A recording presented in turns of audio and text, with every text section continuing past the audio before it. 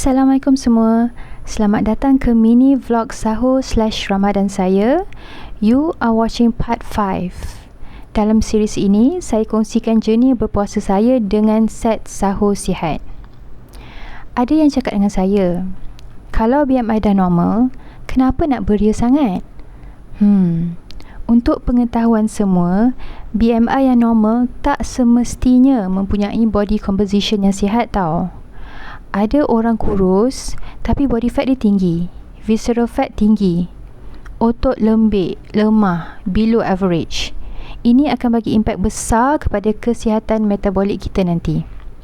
So please bear in mind yang looking at BMI alone tak cukup sebenarnya untuk tentukan badan kita ini sihat atau tidak. Saya nak sharekan simple method yang kita boleh buat dekat rumah untuk estimate visceral fat kita di tahap yang sihat atau tidak. You ambil pita pengukur and ukur lilit pinggang.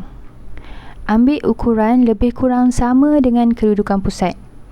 Jangan tahan nafas pula masa ni. Biar perut kita relax. Kalau awak seorang perempuan dan ukuran lilit pinggang adalah 35 inci ke atas, hati-hati ya. Bagi lelaki pula, atas 40 inci dikira bahaya. Step yang kedua pula, you ambil ukuran pinggul. Kemudian, bahagikan ukuran pinggang dan pinggul.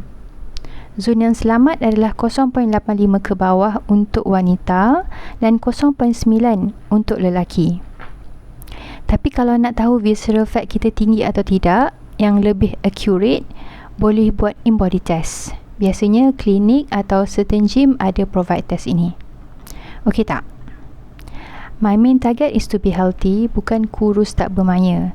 Saya kongsi dengan you all semua cara mudah, boleh buat sendiri kat rumah untuk rujukan kita bersama, insyaAllah. Semoga kita dapat istiqamah untuk tingkatkan tahap kesihatan badan kita, support dengan pemakanan dan lifestyle yang lebih sihat, insyaAllah. Assalamualaikum semua.